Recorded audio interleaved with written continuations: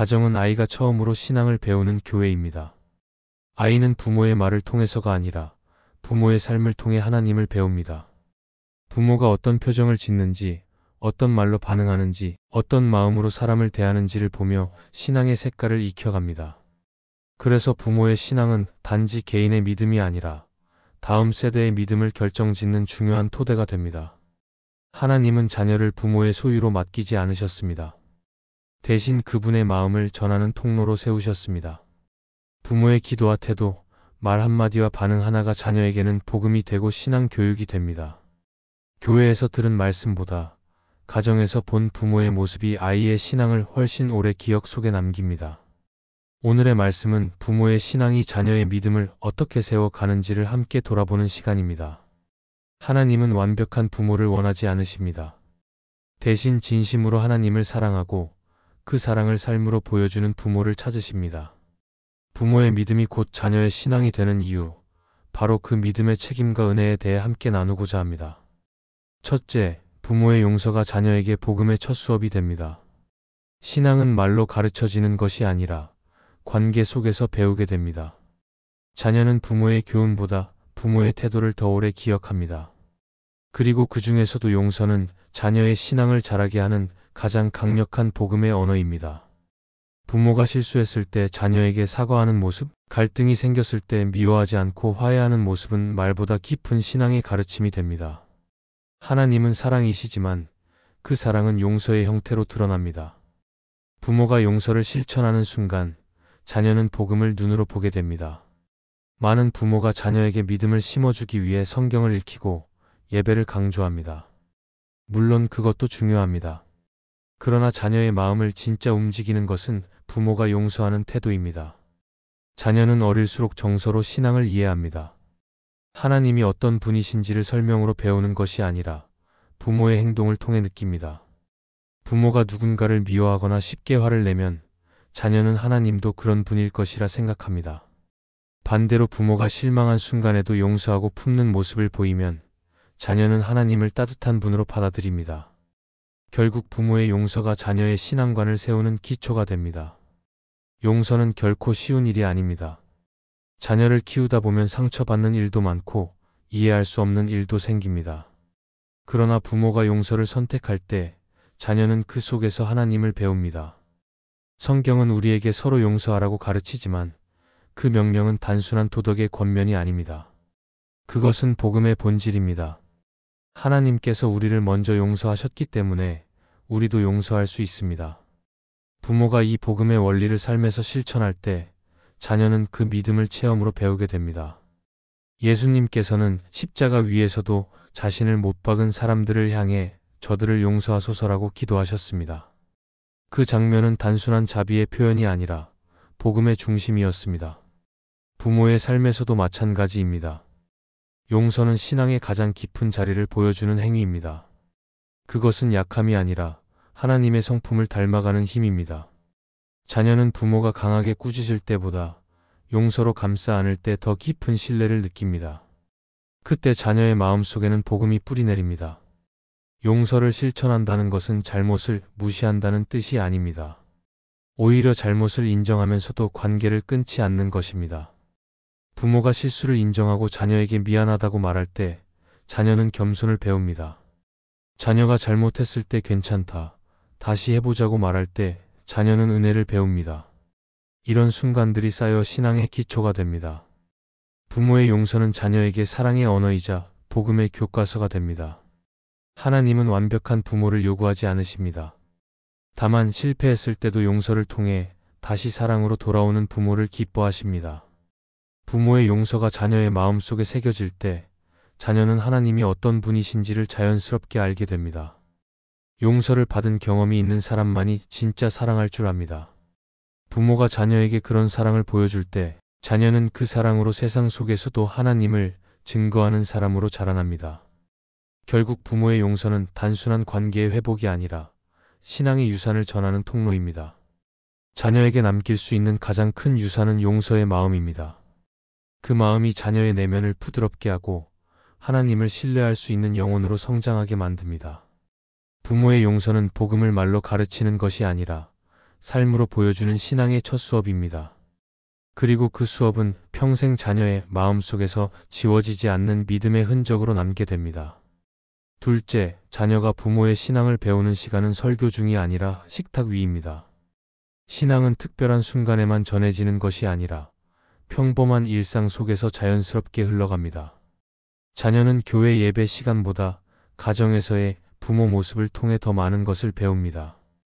특히 가족이 함께 식사하며 나누는 대화 속에는 부모의 신앙과 가치관이 고스란히 드러납니다.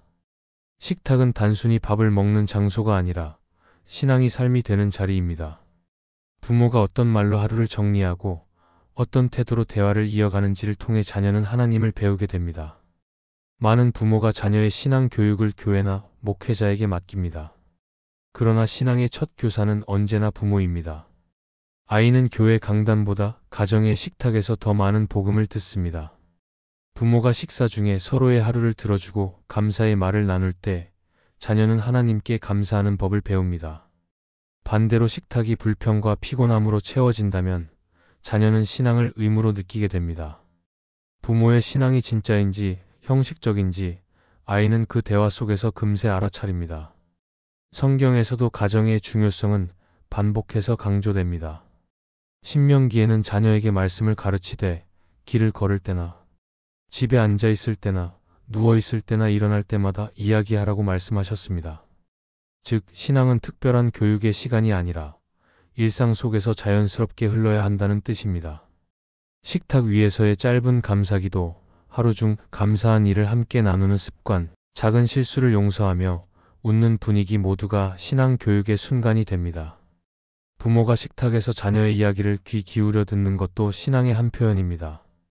하나님이 우리의 기도를 들어주시는 것처럼 부모가 자녀의 말을 들어주는 태도는 하나님의 사랑을 닮은 행동입니다. 아이는 자신이 존중받고 있다는 느낌 속에서 하나님이 자신을 귀하게 여기신다는 사실을 배우게 됩니다.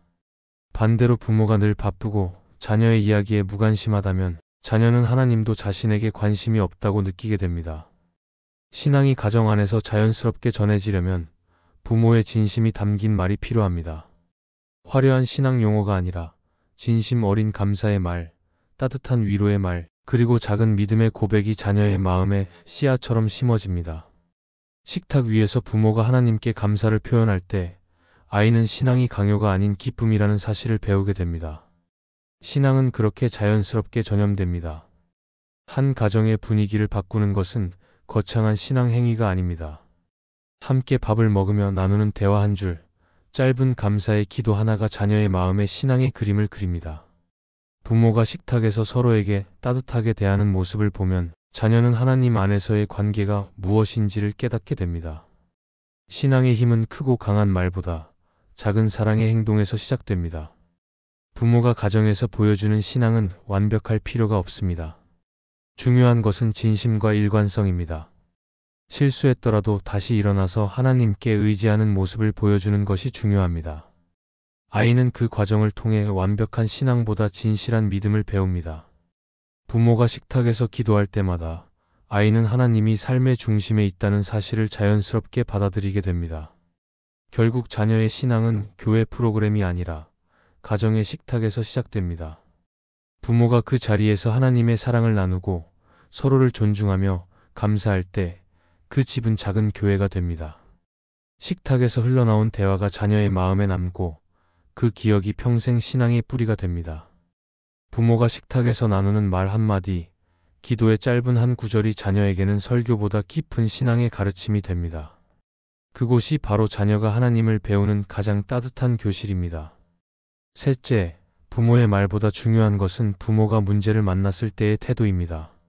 자녀는 부모의 말을 통해서가 아니라 부모가 위기를 대하는 태도를 통해 신앙을 배웁니다. 평소에 아무리 좋은 말을 가르쳐도 어려움이 닥쳤을 때 부모의 반응이 불안과 원망으로 가득하다면 자녀는 그것을 그대로 마음에 새깁니다. 반대로 고난의 순간에도 하나님을 신뢰하며 평안을 잃지 않는 모습을 보인다면 자녀는 그 모습을 통해 믿음이 실제로 삶을 지탱할 수 있다는 확신을 얻게 됩니다. 신앙은 평탄할 때보다 흔들릴 때 더욱 선명하게 드러납니다. 부모가 어려움을 만났을 때 하나님께 기도하는 모습은 자녀에게 가장 강력한 신앙 교육이 됩니다. 문제를 해결하기 위한 방법을 찾기 전에 먼저 무릎을 꿇고 하나님께 맡기는 그 모습은 자녀에게 말보다 깊은 메시지를 전합니다. 아이는 부모가 고통 속에서도 하나님을 신뢰하는 모습을 볼 때 믿음이 이론이 아니라 실제 삶의 힘이라는 사실을 배우게 됩니다. 부모의 태도 하나가 자녀의 평생 신앙관을 형성할 수 있습니다. 하나님은 완벽한 부모를 통해 일하지 않으십니다. 오히려 부족하고 연약한 부모를 통해 믿음의 진짜 모습을 보여주십니다. 자녀는 부모가 완벽하기를 바라지 않습니다. 대신 실수했을 때 다시 일어나는 법을 보여주기를 원합니다. 부모가 낙심 속에서도 하나님께 의지하는 모습을 보일 때 아이는 넘어져도 다시 일어날 수 있는 믿음을 배우게 됩니다. 그때 자녀는 신앙이 완벽함이 아니라 하나님을 붙드는 과정임을 이해하게 됩니다. 욥은 큰 시련 속에서도 하나님을 원망하지 않고 끝까지 신뢰했습니다. 그는 재산을 잃고 자녀를 잃었으며 자신의 건강까지 무너졌지만 여전히 하나님을 예배했습니다. 욥의 태도는 단지 한 사람의 인내 이야기가 아니라 신앙이 어떻게 삶의 모든 영역에 영향을 미치는지를 보여줍니다. 만약 자녀가 그런 부모의 모습을 본다면 어떤 상황 속에서도 하나님을 신뢰할 수 있는 믿음이 생길 것입니다. 오늘날 자녀들이 신앙을 떠나는 이유 중 하나는 부모의 말과 삶이 일치하지 않기 때문입니다. 예배와 기도를 강조하지만 삶의 자리에서는 쉽게 불평하고 절망하는 모습을 보게 될 때 자녀는 신앙이 현실에서는 무력하다고 느낍니다.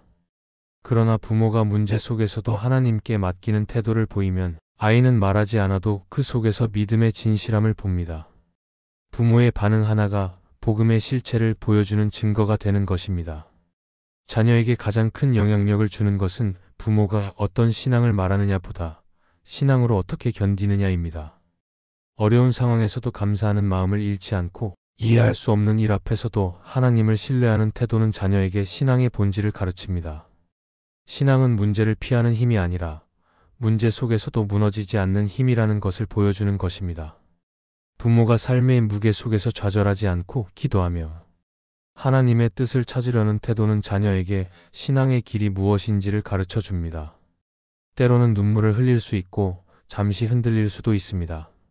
그러나 다시 하나님께로 돌아오는 그 한 걸음이 자녀에게는 커다란 가르침이 됩니다. 아이는 부모가 완벽히 강한 사람이 아니라 하나님 안에서 회복되는 사람임을 볼 때 신앙의 의미를 깨닫습니다.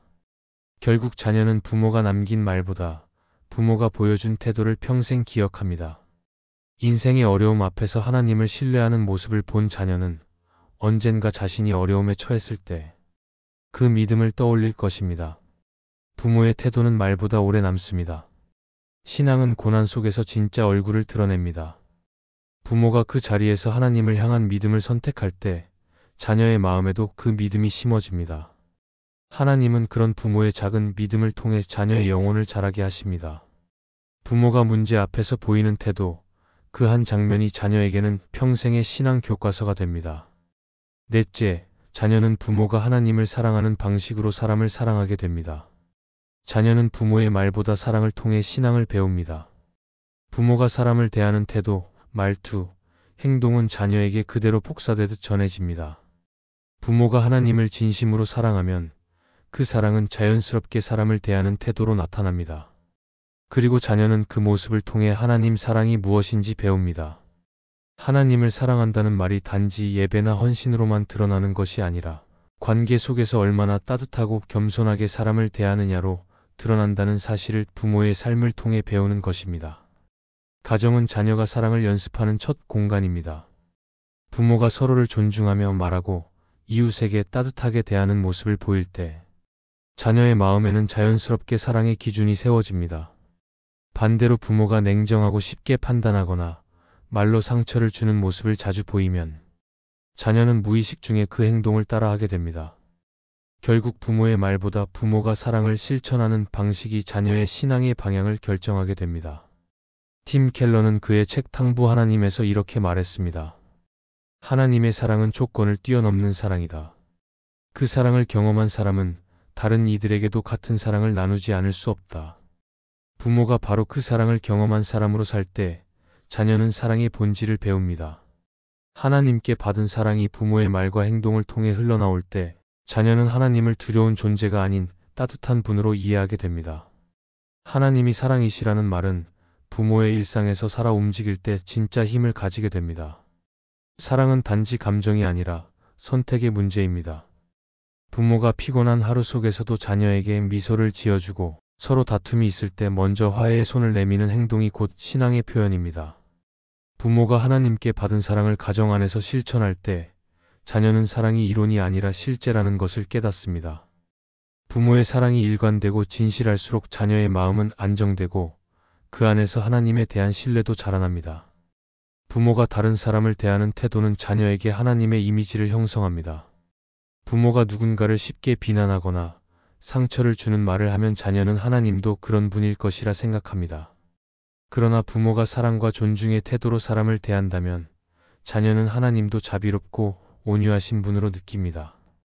부모의 신앙이 곧 자녀의 신앙 언어가 되는 이유가 바로 여기에 있습니다.